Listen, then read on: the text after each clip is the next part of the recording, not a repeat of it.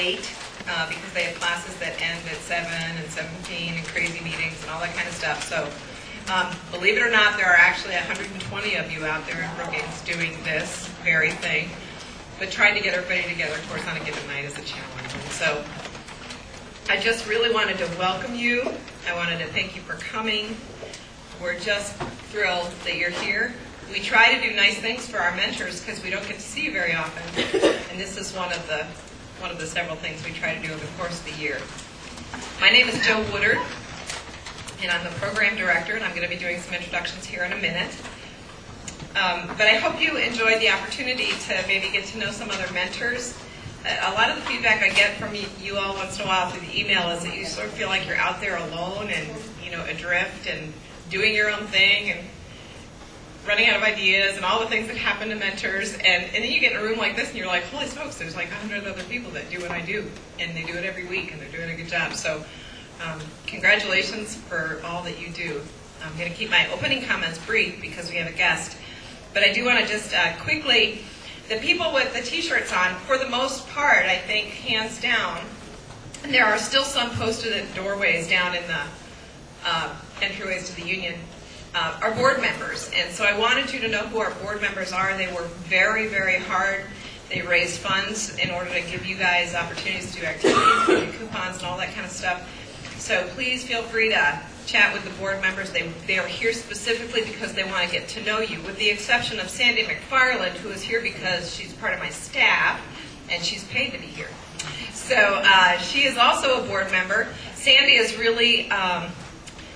Sandy's the reason you all have little things on your chairs that are fun, and she's the reason that the database is in alphabetical order and that your files are complete and all that kind of stuff, because I'm an idea person, and when it comes to details, I just fall flat.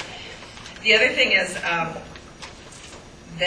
I wanted to introduce Steph. Steph over here in the corner is our volunteer who maintains our website. So let's thank you, Steph, for your effort. For years, the website was of no use to you whatsoever, gave you very little current information, and often had year-old stuff on it. And it was embarrassing for me because half of you work for Daktronics, but there was nothing I could do to get smart at my age, and so I had to find somebody young and smart. And I got a wonderful email from Steph about a year ago saying I'm young and smart, and I said, that's great. So she does not mentor, but she does hold you guys up regularly by getting information out there on the website. I'm going to take you to the website later because she's done a lot of good things with it. But the other thing I wanted to mention, just because you probably don't know it, those of you that were here a year ago are probably looking up here and saying, my goodness, you changed. And yeah, about 2 weeks after the InService last year, I managed to catch a nasty bug called cancer. And this is what's left of what I have from that, the journey that I'm still in. And so I just wanted to share with you that the reason that to some of you that was seamless and invisible is because Sandy has been my ghostwriter for a year. So I really wanted to thank you, Sandy,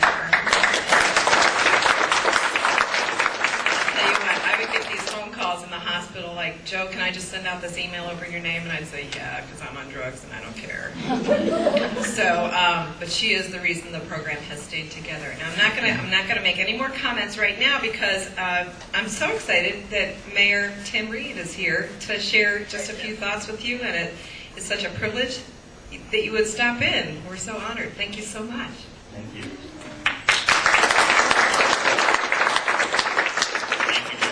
Good, so that's great that you're in the middle of the journey and you look so good. Thanks. Well, good evening. I'm very happy to be here tonight. I think this is just a super program. So on behalf of the community, I want to thank you for taking time out tonight to learn about it, and then all the time you do spend with special kids in the community. As you know, Brookings is doing very well, and it's great either when people come in to visit or I'm traveling around the state. I always get asked, well, how come Brookings is so great? Why? What's your magic? And I always tell them that we're just a community full of leaders, and I want you all to realize you're leaders. Anybody that'll take time to take a young person under their wing and guide them is a leader. And this community is full of them. And what happens is then when the whole community bands together and you're full of leaders like this, good things always happen. So I just want to say that on behalf of myself, what you do, thank you, and on behalf of this whole community, thank you very much. Thanks so much for coming.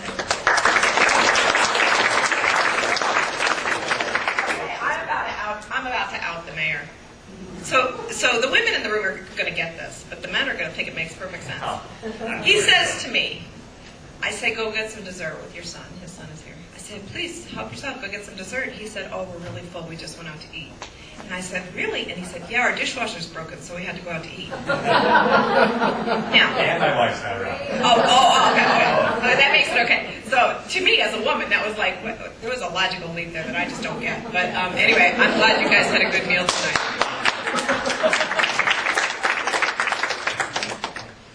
We are going to do our best to stay on schedule. Thank you again for coming. I have a couple of objectives tonight, as you can probably imagine, and one of which is to get you out the door by 8 o'clock. You are very respectful of other people's time, and you are considerate in the way you manage your own time, and I'm committed to making sure that I keep my promise to you to get you out of here at 8. So, before we let them go, the wonderful women who did all of the greeting and all of the setup of this welcome table out here are all from Phi Upsilon, and I know they can't really hear because they're still out there working. But if you know any gals that are in that organization, or if you can just thank them, we couldn't have done tonight with just our staff. So they volunteered their time. Are they coming in? Okay, good. You guys are wonderful. Thank you so much.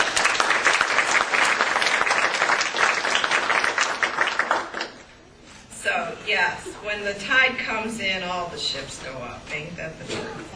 Okay. We are going to jump right in. I have a lot of information that I want to pass on to you tonight about the latest and greatest that I've learned in conferences and webinars and mentoring in the field of mentoring in the last year and change.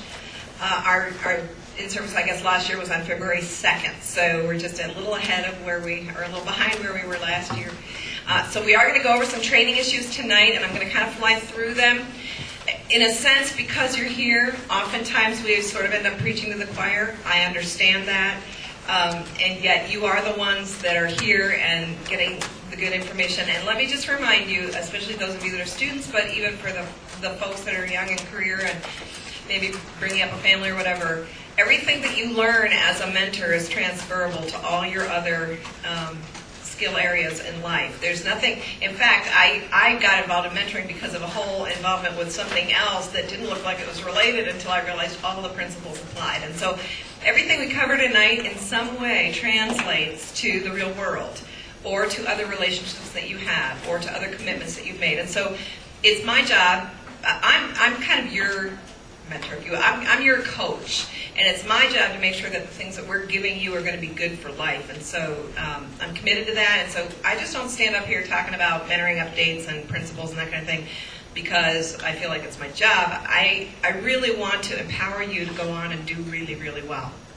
And so that's why we go over the things that we do and why I welcome your emails and your questions and whatnot.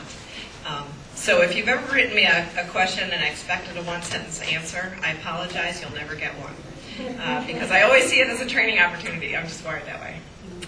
So without any further ado, there's a reason we put paper and pens on everybody's chairs, and that's because I'm hoping you'll hear a couple things tonight that are helpful to you as you go through this journey called mentoring. First thing I want to talk about is just sort of the current thinking out there about the longevity of mentoring relationships.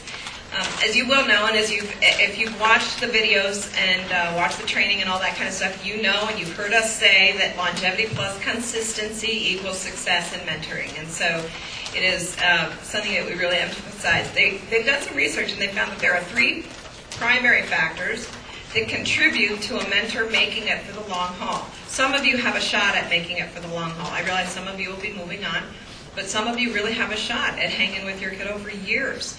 And so I want to tell you what plays into that so that you can capitalize on those things and make it work for as long as possible. The first thing that they have found in research is that the mentor approach, believe it or not, the mentor's own field of vision defines in large measure how long they're going to mentor. What I mean by their approach is they've summarized the approach in 2 different ways out there, kind of in the research field. One approach is called the, I want to get this right, the prescriptive approach. The prescriptive mentor is the mentor who comes to the mentoring situation with some idea, some particular thing in mind, a goal or an agenda, perhaps specific grades or behaviors that they would like to see happen in the life of their mentee. The other approach that the mentor can bring to the table is one that we call developmental. And that's the approach with your mentee that kind of morphs over time based on the inputs and the needs of your mentee. It's far more rigorous on the mentor to be a developmental mentor because it requires that you remain, sort of on high alert all the time. What are you picking up on? What are you seeing? Where do you need to do mid-course corrections? You have this goal to work on with your mentee, and all of a sudden you find out that that's not working quite so well for them emotionally or whatever. Can you make that adjustment? And if you can, you're known as a developmental mentor. And developmental mentors tend to last longer than ones that are prescriptive. And it's not rocket science as to why. Obviously, you set yourself up for disappointment if you come in with an agenda. And as a parent, I can tell you that. I learned that one, still learning that one. So the first thing is the mentor approach. The second thing is mentor expectations. You've heard the word entitlement thrown around, and you probably don't fall in that demographic that comes with a high sense of entitlement because you've done well at mentoring. That's why you're here. But if you come to the mentoring situation with a high expectation as to what you're going to get out of it, or that you're going to be thanked or appreciated, you're kind of setting yourself up for failure. That's why I say in the training, definitely you need to be thanked. Definitely you need support. Have that in place. It's not your mentee's job. Make sure you've got other people around you who can give you the kudos and tell you you're doing a great job and all that kind of stuff. You need to hear it, but your mentee doesn't owe you that. They didn't sign on in order to fill your needs to be thanked. And so, and I don't mean that to sound harsh. I'm just saying we need to take those entitlements, those expectations, lay them aside, and find another way to get our own needs met. And right here, I just want to say, kind of as an aside, this is something that I cover quite a bit in training.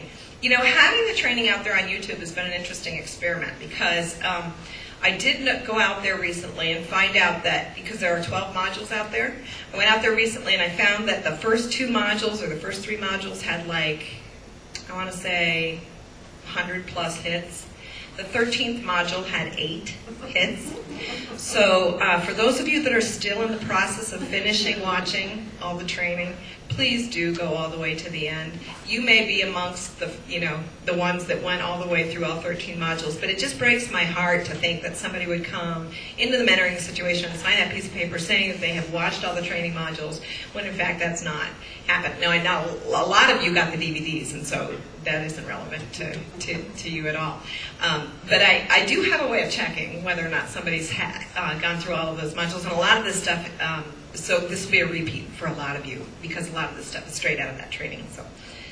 And the third factor to longevity is family and agency support. Now, we work really hard in our office, my phantom writer and I do, to really make sure that you feel attended to. We do not want you to feel like you are going to run into a situation that's not going to have a ready response from us. We are equipped to respond to just about anything. And when I say that, I mean just about anything. I've had 2 interventions this week, with school counselors and social services involving some of our kids. So we are equipped to respond to anything. Get us involved early. When you're not comfortable with something that's going on that in the child's life, if you're not certain they're safe, if you're not sure that you like what you're seeing in the home situation, there is nothing wrong with voicing that. The other thing you want to catch early is communication issues with the family. We are finding that over 50% of the early terminations, and especially the ones that kind of just fizzle out, do so because communication kind of gets dicey with the family system, and you don't get us involved early, and so by the time we are involved, people are mad at each other and frustrated, and they've lost phone numbers or flushed their phone down the toilet. That's happened so many times I can't tell you. But by the time it's to that stage where the communication is completely broken down with the family, there's just often very little that we can do to get it back. So if you start to sense miscues with the family, tell us sooner rather than later. Let us get the school counselor involved, and we'll head it off at the pass. We'll get it fixed. It's an easy repair, a little vinyl patch, and off we go, okay? So let us know what's going on.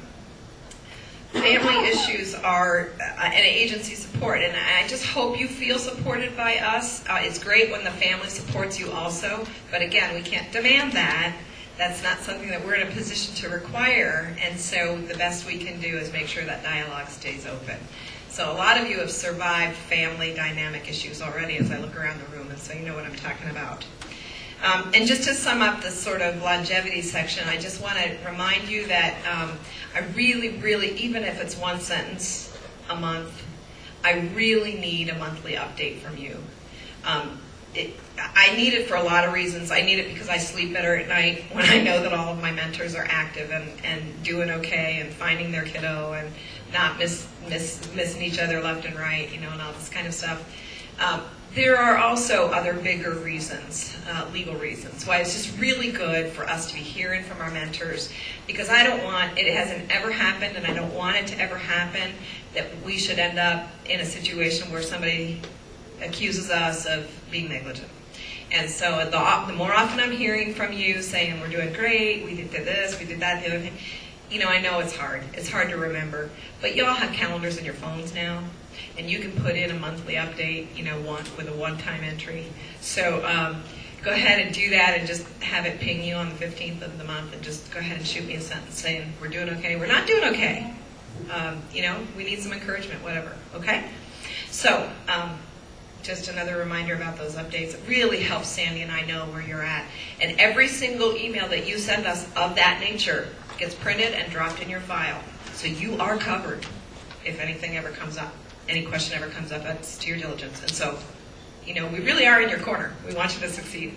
Okay, that's longevity. Resourcing. See if my little alt-tab trick works here. Yes, our website, which Steph has really gotten going and really good. I probably get one email a week. I got one today from a mentor who's met with this child, I think once, maybe twice, and he's already out of ideas. So, right on our website, Steph's got this thing looking real nice. You got a little promo DVD video here you could show your friends and get them all to sign up to be mentors and get prizes from us and money and stuff. But right up here under Mentor Corner, this page is chock full. And at the risk of sounding, sort of insulting, when you write me and say you're out of ideas, I'm going to write you back and I'm going to say, have you been to the Mentor Corner tab on the website? Because on this tab, there are 2 documents. And I think they're like 10 pages long. Now, I don't want to, see if I open this and I lose my page, I'm going to be really frustrated.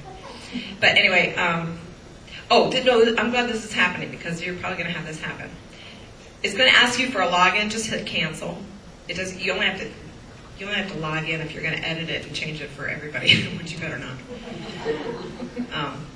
So, there you go, having fun together. Get creative with this. Okay, that's just page 1. So what exactly does a mentor do? Suggested activities. 50 TV-free activities for the kids this summer. Okay, are you still out of ideas? I'm wondering. 83 things to do on a rainy day. Like, I'd be scared to write an email saying I'm out of ideas if I knew this was out there. I'm just saying. Wouldn't you? Okay, now I'm stuck. See, I'm getting punished for being flippant. But, lots of ideas. One thing I've really suggested to people is pick the few pages in this that looks most enticing. Print off two copies and have a contest. give your mentee a green highlighter and you take a yellow one and go to separate corners of Zestos for 10 minutes and highlight the things that you think would be fun, and then see if you can play a matching game and see which ones you scored together. I mean, make it fun. So that's why these things are out here. And there's also, for the younger mentee, I have some ideas. You heard me say it in the training. Go to Goodwill and get something to fix. It'll take you all summer. Okay? So some things for guys, some things for girls. By the way, the message is girls need to really, really hear from you. In general, young ladies need to hear from their mentors and from people that they treasure that they are treasured, that they're valuable and precious, that they are a gem. That's what young ladies need to come away with from their relationship with you. In general, what young men, how many of you guys had a dad? That was a joke. Like everybody has one, right? Okay. If your dad parented you well, the message that probably resonated most deeply in your heart as a young man was, you have what it takes. You have what it takes. You can do it. Son, try it. If it doesn't go well, it's okay. You've learned something. Okay? So, if you're ever wondering sort of what your message to your kiddo needs to be in a capsule, go with those. You kind of can't go wrong. And then tweak it for your particular mentee. Okay, so those are resources. Things to do. There's documents on the website. There are also down here lower, you will find, there's the training videos, by the way. You guys have probably all done those, but also there was, Steph, did we get rid of that one that had the login, those videos? Oh, here. I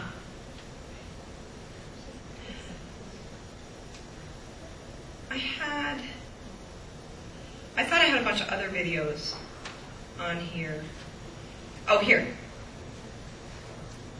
Right here, talking it through. Communication skills for mentors. It gives you a username and a password. This is like 20 vignettes of worst case scenario things that you'll hit with your mentee. And that you actually sit and watch this role play thing. It's just fabulous. They're so well done. They're really, I'm not going to actually take the time to log in. I'm not kidding. They're really, really, one that deals with a suicide, one deals with a mentee who's dodging the mentor and won't show up.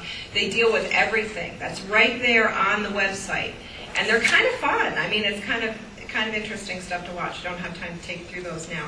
They're there. Another document that's on here that I want to point out to you is the resources document.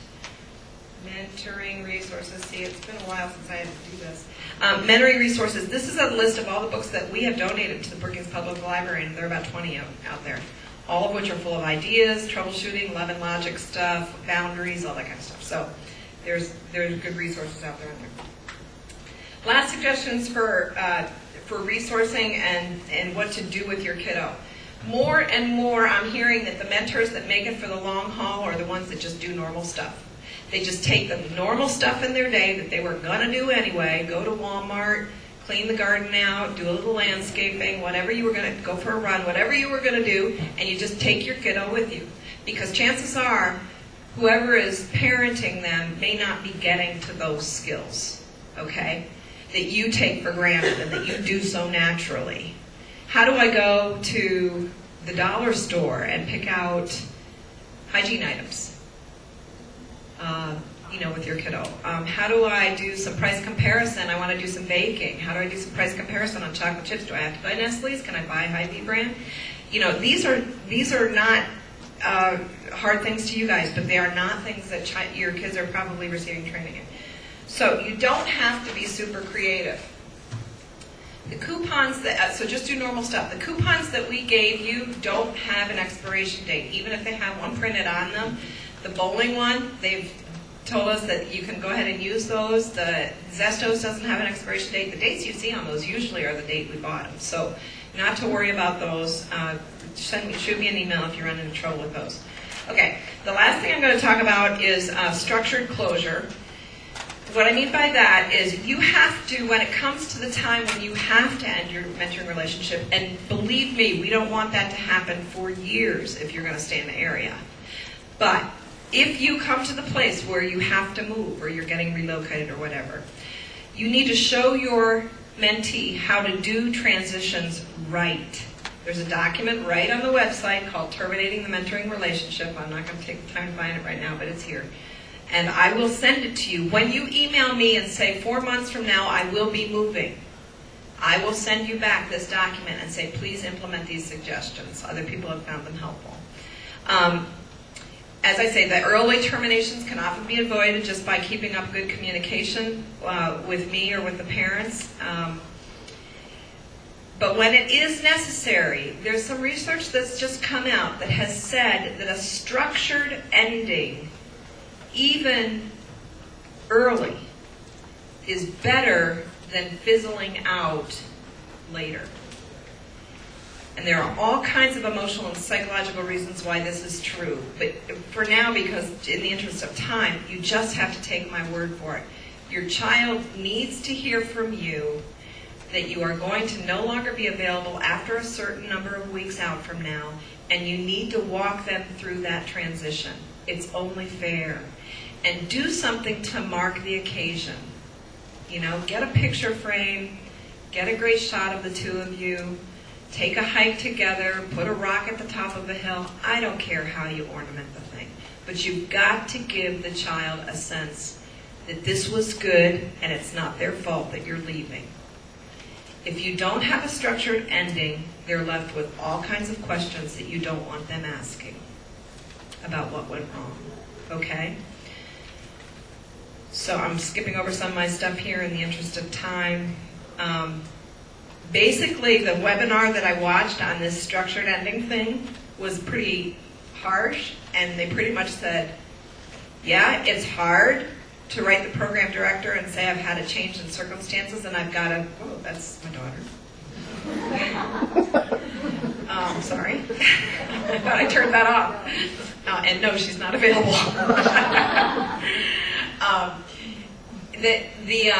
It takes courage. It's a little embarrassing to have to write and say, you know, I got to wrap it up. I get that.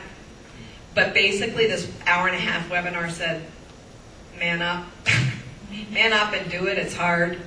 But write your program director and let them know what's going on. If you don't, what happens is 2 years from now, you're still on my list as being matched, which means your child has not been met with since you left. You don't want that to happen. So, tough deal, but as my son would say, put on your man pants and send me an email. Okay. Last thing, we are mandatory reporters. We are considered by the school system to be a set of eyes and ears. We do catch things early. I've had several situations where the mentor has been the first one to see some signs that their child was not safe. And don't ever hesitate to write and say, I am not comfortable with what I'm seeing. There's somebody in the room right now that I'm not going to look at that wrote me this week and said, we got to get to the bottom of this, and we're working on it with the school counselor. So please, if you're not comfortable, and a couple of others have said, I took my kid home, I went to drop her off, and the door was locked, and I heard mom inside, and she wouldn't open the door. What the heck? And that's why you have my cell phone number, because if it's that scary, I get Officer Joe on the phone, and we fix it then. Okay? So we kind of aren't kidding around at all about stuff like that. We have a lot of fun, but when it comes to the safety of the kids, I tell you what, we know each other's numbers, and we find each other butt quick. All right, talk to us. You're our eyes and ears, and you care for your kiddo as much as anybody. Okay, the fun stuff. This week is the high school play, 7:30, Thursday, Friday, and Saturday nights. The high school, you get free admission to any high school activity if you go with your mentee. Not their siblings, you can't let them in for free, but you and your mentee get to go in for free. And it's a brand new auditorium, so that's really super. The Fighting Pheasants is coming up in 27th of June. We're going down and watching the former sparrows, or what were they? Canaries, sorry. I mean, it was hard for me to get used to the jackrabbits, and then I got here and it was the canary. I was like, what in the world? So, okay, they are now the Fighting Pheasants. We are going. We're taking vans. We're going to make it fun. We're going to have hot dogs and snacks and food and stuff in the car, and it's just going to be a good time. If you can possibly be in Brookings on the 27th of June, please come. We're getting a grant, for goodness sakes, to pay for the whole thing. So please make it a plan to come. And you get save the dates from me. So you're here, so you did the save the date thing, but I can't tell you how many people wrote me today and said, oh, I had no idea. I'm like, no. That's not really what I said. The last thing I want to tell you about is there is a very special event this weekend. It's called Spintacular. It's put on by the Crevier Basketball Show. We are charging school children ages 8 to 14 to come. However, we're a little under-registered, and so if you think that you can get a parental waiver of liability signed and ensure that your mentee has transportation to this thing at the middle school at 8 o'clock on Saturday morning, we are waiving registration. We're taking scholarships for registrations for your kids. So if you think there's a chance that your kiddo would enjoy this, it's a basketball camp and all this kind of other stuff. If you think they would enjoy this, I'm going to just kind of be handing out, while Sandy's speaking, I'm going to be handing out the registration forms. You need to get that liability form into the parents' hands. That needs to be dropped off where it says check number, or you just put BCYMP scholarship. Are you with me? Where it says charge a fee, so that we'll know, the weed from the chaff. What? The parent of my mentee wanted to know, does an adult have to be there the whole time? No, ma'am. That's a manned camp. Yeah. So they drop the kids off, or they stay with the kids? They don't have to stay with the kids. Okay. Yeah. This has got a staff. We've got 5 SDSU basketball players coming, and the Creviers, like a dozen of them or something. So, good question. Any other questions about that? I will hand those forms out even as Sandy comes up, because we don't want to run behind here. So I'm going to introduce now Sandy McFarland. We joke about our satellite office. What did we decide our name was? San Joe McFartard. Use your imagination. All right, let me Yeah, good. Just going to turn this baby off. Sorry, I'll set back on the slide. Okay, I'll switch places with you. All right. Oh, good evening, good evening. I hope so. Thank you all for being here. It's nice to see faces, because I only know voices when I call you on the phone, or just email signatures, and I can put a face to things. So I can see who I am too. But I want to thank you all for being here tonight. And as Joe said, I'm Sandy McFarland. I am the administrator and grant writer for the mentor program. I need to turn you up. Oh, I'm sorry. Well, I yell, and you don't. I used to be able to yell and really project to the back of the room without a microphone, and then I had my 2 kids. I thought you got better. I think I was yelling too much, and I can't do it. I lost that. I just lost it. So. Anyway, so I also make the reference phone calls, and I do background checks as you process your application form. So I get to know all your background, all the good things, but I'll never tell. And so I'm also on the board of directors. I'm the finance committee, and I am a girl Friday to Joe. So whatever Joe needs, I make sure it gets done. Whatever Joe wants, Joe gets. So now, one of the things you wanted me to talk about was recruiting male mentors, and I'm just going to just briefly cover that, because you guys are the creme de la creme. So I don't want to be preaching to you. What a term. So the thing is, recruiting male mentors is very, very important. Let me tell you, I like to see a nice ratio between the male and female applicants to be mentors.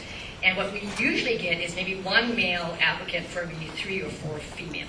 And we really want to get a better balance of that. Our program, there are about 42 girls and about 54 boys currently on the waiting list right now. And so, therefore, we need more guys to step up. So, and historically, it's always been that way. And nationally, it's that way also. So we're doing the same trend here. So there's always more men needed as opposed to more women being asked to apply. And I know I'm preaching to the choir, so forgive me for that, but I'll just kind of sum up here. So the most effective way to get more males to apply to be a mentor really comes from you guys who are already in the mentoring program, but especially the male mentors, guy mentors. You talk to your friends or whatever, your male relatives, whatever. And that's what I want to ask you tonight to do when you have the time, you have the inclination to do this. And so if you have a friend, a guy friend, or you have a guy relative that would think would be a great mentor, now they gotta be have the stuff too, not just anybody.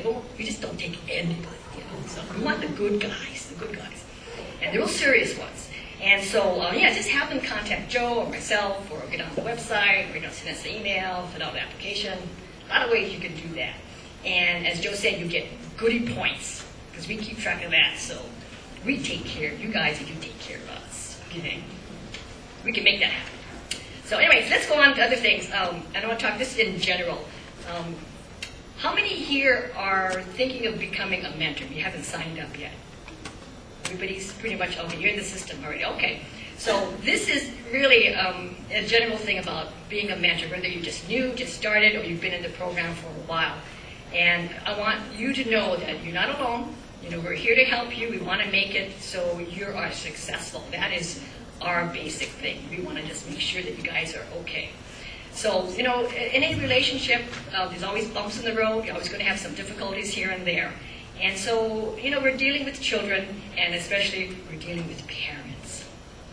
Now, I come from Boy Scout, Cub Scout background, and I deal with a lot of parents.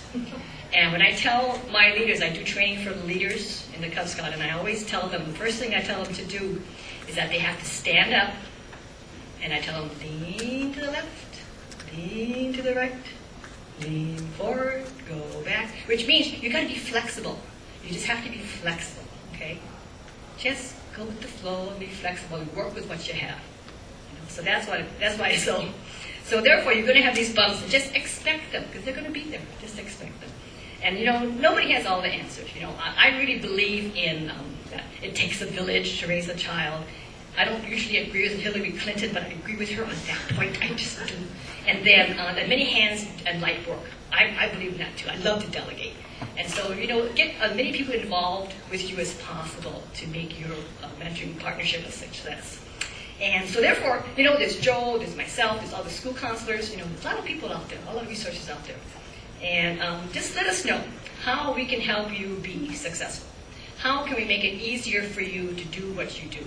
And because we want you to not only enlighten this child, but we want you to have a good time. We want you to have fun too. We want you to have a good experience with this. And don't be afraid or shy to ask us anything, because we'll tell you. We'll help you. So, anyways, I'm just going to go over briefly, frequently asked questions about being a mentor. And so one of them is, here goes. Won't young people and their parents be leery of a stranger like me trying to be their friend? Okay, so nobody expects you to come to their house and then just bounce in their house and say, "Hi, I'm here. I'm your new BFF." They don't expect you to do that. It's just really about just taking it slow, be serious, be concerned, and just kind of take the time to earn their trust. That's what you got to do. So, start out with some kind of short visit, someplace in town, something really half an hour, nothing really, really forced. And then gradually you can increase your activity time with the child. And then what is very important is not only communicating with the child, but the parent and the guardian. You really have to maintain good communications with them, because they're the ones that are going to allow you to take their child out. So get really nice and close to the parents too.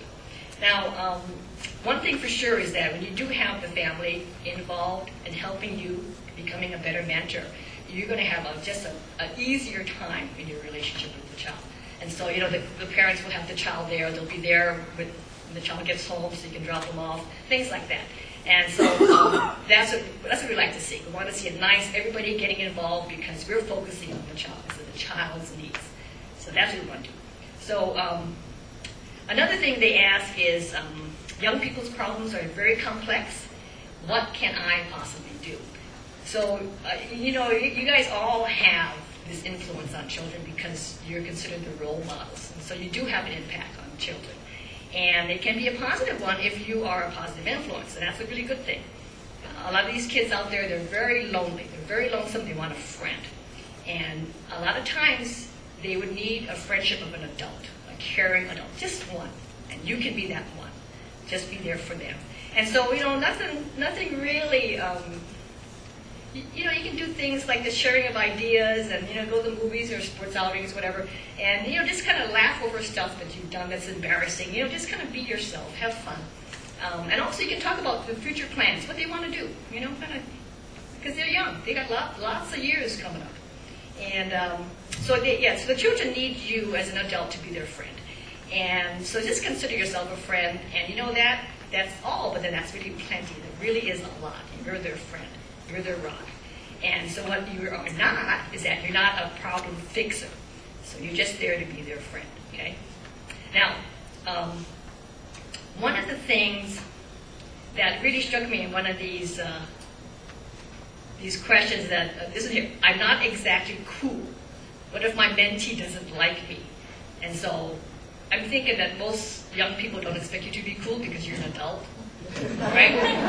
Like, welcome to my world, it's so the kids can like you without being like you, really. So just be yourself, be authentic. You've got lots of quirks and imperfections, but that's what makes you you. That's what makes you so wonderful and special. And so if you show your mentee that this is okay, we're all our own different style. It's just really nice. They feel better, you feel better. And I think you have a nice relationship going on that. So, your mentee and you're very unique human beings. But the mentee is still developing, is still growing, and they still have wonderful gifts to show the world that they have. So you're there to support them, to respect them, and to also take an interest in who they are. Don't make them anything else. So, now, one of these things I do like, this last question here, is that, what if I say something wrong? We all have this problem. Sometimes we say the wrong thing, but it just comes out. We just can't help it. It just comes right out. And you can't take it back. That's one thing about the words. It's hard to take them back. It really is. And so you can embarrass the mentee, or you can say something hurtful or offensive, not even know that you've done it. But, you will pick up, and you'll know if you've done something wrong. They'll tell you, they'll show you. And so this is a great teaching moment for humility. And, do the heartfelt apology right away.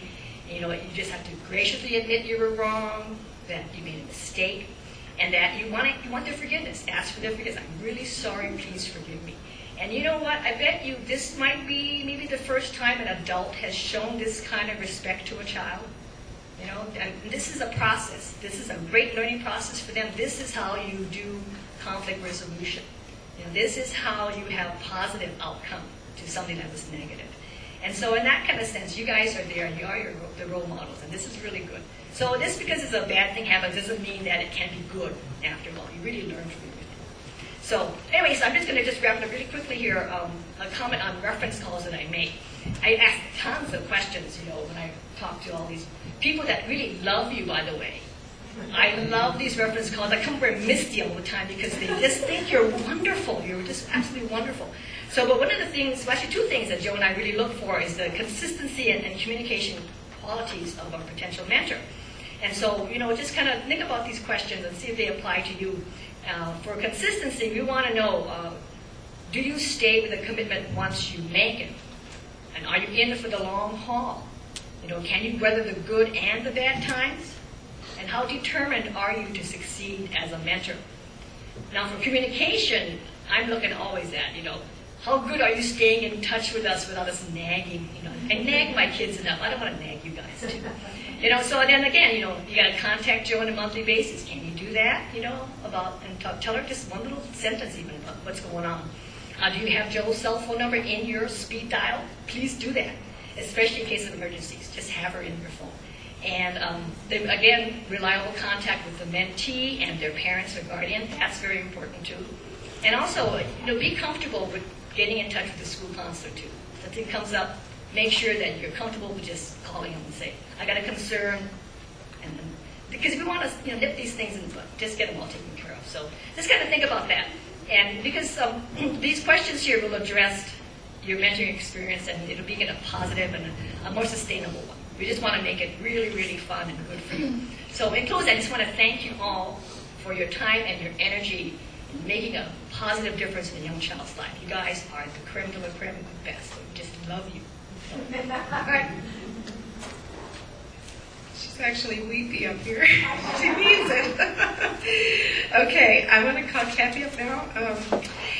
And I do not mind being on speed dial on your phones. However, the better route sometimes is indeed to call. You were set up with your mentee through a school counselor.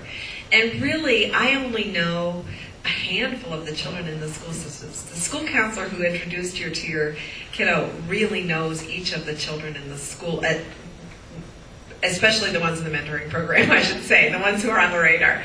And so while I don't mind getting your calls, if it's really to process something regarding the well-being of your child or sort of a frame of reference on something that's going on, the school counselor is really the better person to call if you can wait until the next day or sometime during that school week.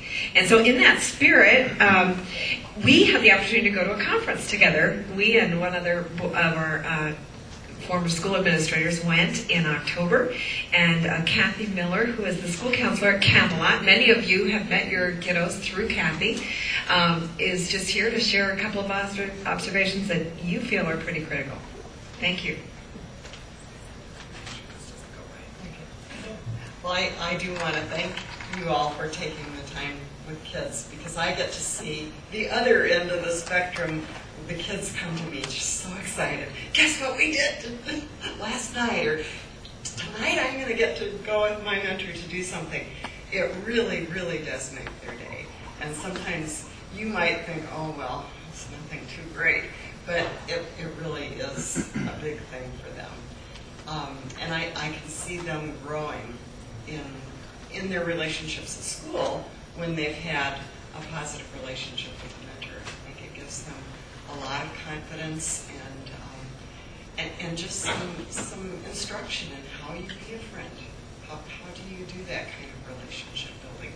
So you are doing some really important training for them. And not only head training, but heart training as well. I think that is a really, really significant thing that you do. Because many of the kids that we match up with you have not had a whole lot of really positive experiences. Some of those are not very positive experiences in their own families. Sometimes they're not very positive experiences with kids at school. And they really do need what you can give them. So, that being said, I thought it would be good to just talk a little bit about how you keep that relationship going, because it is a really significant one from the kids' point of view. And I know that sometimes you, especially those of you who are college students, have so much on your plate. Your tests are coming up, and you've got interviews for summer jobs, and you've got all these things going on. But kids don't get that. They don't understand that part of your life. What they understand is that you made some time for them. That's important. And as Joe mentioned, it could be just to do the stuff that you need to get done. Maybe just saying, boy, it's been a really busy week, and I haven't had time to go grocery shopping. Let's go grocery shopping together. And then while you're at the grocery store, maybe you can do that price comparison, or maybe look at the fruits and vegetables and say, is there anything here you don't know what it tastes like? Let's find something weird and just try it. Or maybe you like to go out and get some exercise, and so you can just say, hey, I'm feeling like a walk. Let's take a walk today. Or we have a great bike trail here in Brookings, and if you and your mentee have bikes, or you can find bikes that you can use, that's a really cool thing. Maybe you could even pack along a picnic in your backpack and stop along the way someplace and have a little picnic lunch or something like that.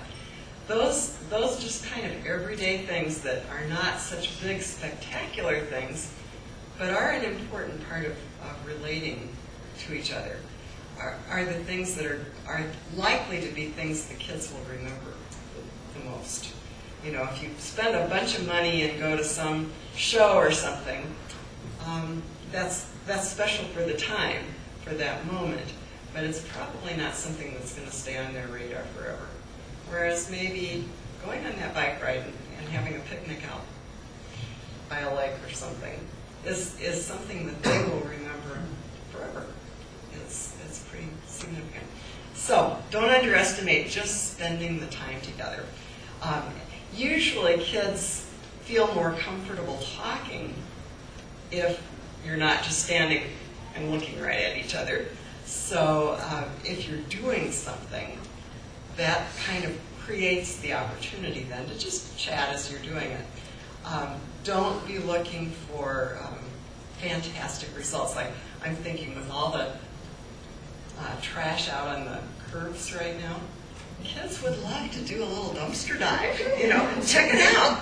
Check what's out there on the curb. Maybe make something, a sculpture out of found items or just something crazy like that. That doesn't cost any money, but it's something that gives you an opportunity to do some stuff together, just to be having a good time together. And then you can throw it out, or they can take it home, or whatever. I think kids, especially I work with 4th and 5th graders, and I think they really like to feel like they're worthwhile, that there's some purpose for what they're doing. So I would encourage you to also look at some possibilities in the community for a little community service kind of a project. Any of those of you who are connected to Camelot students, we have Camelot litter projects, and I know I set some of you up with telling you all about that so that you can do a litter project with your student. But even if you're not at Camelot, for instance, the Humane Society, kids love animals, many of them do, and that's a chance. Even though you might not have the pet with you here, you could go walk some animals. Sometimes people have done something like at a nursing home together where they'll go and play games with the residents. And then you have a little chance to coach your child about, well, how do you interact with an older person, or how do you show that you're caring to that person who needs you or who needs some kindness in their life. Maybe if you're good with woodworking, or you're good with crafts or something like that, you could come up with something simple that you and your mentee might enjoy doing, and then you could help them figure out, well, who would you like to give that to? Kids love to have something that they made that they can give to someone important. Mother's Day's coming up. Father's Day's coming up. Kind of think ahead on something that maybe you could do. I know that cooking was on one of those long lists that Joe pointed out to you on the site. Even if you're not a great cook, do something like that together. Kind of experiment. Kids like to put stuff together and see what happens with it. And you might even make it into a science project. Think about, well, why did that cake mix that started out just being gloppy in the pan, why did that rise like that? Let's look it up on the internet and find out what happened there. I know that some of you have probably gone to the Children's Museum with your kid, and that's a really fun place to go exploring together. But if you don't have the money for the Children's Museum, you can make your own little field trip. Like maybe go on a hike and you're collecting rocks together, and then you're going to look up a little bit about what kind of rocks those are. Or maybe you're going to look for different kinds of birds as kind of a scavenger hunt. I guess what I'm saying is that I hope the sky's the limit.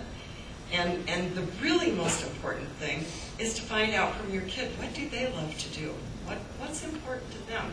They may not have a lot of ideas at first when you are just getting acquainted. But as you get to know them better, you start seeing the things that they tell you about, or the things that they seem to really have liked to do with you. And that might give you clues for other things that you might be able to do. Kids love field trips. So think of it, even like the post office. Doesn't sound like a very exciting field trip to us, but a lot of our kids have never been to the post office or the fire station, or, just think of all those community places around town. And if you're not from here, it's a chance for you to learn too, where some of those things are around our town. Think about your own skills and abilities too, and share those with your kid. If you are in some kind of a science course and you have lab stuff to do, talk with them about that. If there's a chance to show them what some of that equipment looks like, they would find that fascinating. So I hope that you'll use your resources and our community resources to come up with fun things to do, but it doesn't have to be fantastic every time. They can be just everyday things. Then I just wanted to say one more thing about what Joe said about finishing a relationship. That is so very important to think about your kids' feelings when you're ready to move on. You're at an exciting place in your life where maybe you're getting a new job or you're going to be moving into a new house or a new whatever, but they're going to feel left behind.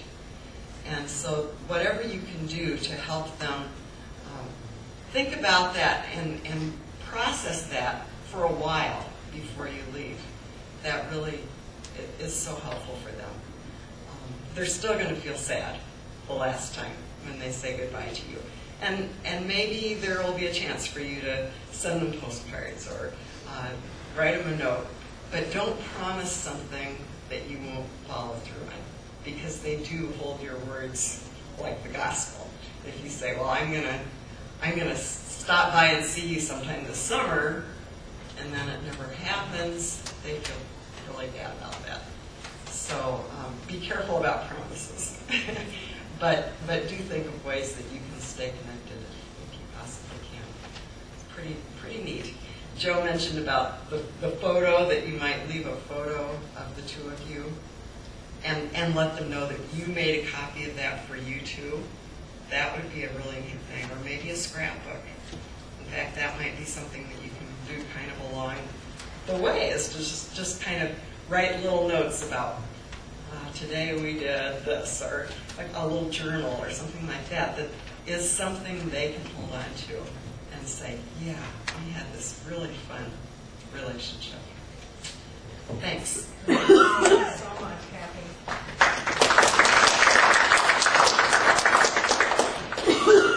Good. Well, as you can see, we've got some wonderful school counselors on board with us, and Kathy has become one of our best advocates here in town. Here's what we have. We actually, running a smidge behind, but here's what we're going to do. The feedback that we've gotten from InServices in the past is that one of the highlights for everybody is the group thing stuff, where you can sort of troubleshoot things with people who have mentees the same ages as your own kiddos. And so here's what we're going to do. I'm going to invite you. Please group up by color. 5 or 6 in a group by color should mean something to you by now, because we've been using that all night. If you want to run to the back of the room and grab, we've already paid for all that stuff, so you might as well grab some more of it on your way to grouping up. Here's what I would like you to do. And don't leave early, because we're giving away some prizes at the end. They're kind of fun. So we're going to have a group session for a little bit, and here's what I want you to do in your group sessions. Go ahead and run and get a dessert, and then I want you to talk about these couple of things in groups of like 4 or 5 of same age mentee people. First of all, I'd like you to share some of the best ideas that you've had that have really worked with your kiddo. Okay? And if you don't have a kid yet, just listen well and contribute what you can. Secondly, feel free to share your current biggest challenge. And if you have time, go ahead and troubleshoot that a little bit together. We've given you some tools here to work with tonight, but also you're all smart people. And so maybe you could make some suggestions to each other. Or maybe you have actually run into the very same situation with your own mentee and you'd like to share, what you have found out. But go ahead and group up, talk about your best idea yet, your biggest challenge yet, and then do some groupthink on that. And then just prior to 10 of or so, I'm going to actually ask if anybody wants to do some sharing from the floor of, just really fabulous ideas that you came up with. So on the way. So grab a dessert, go ahead and group up for about 10 or 12 minutes, and then we're going to get back together and do some prizes and stuff.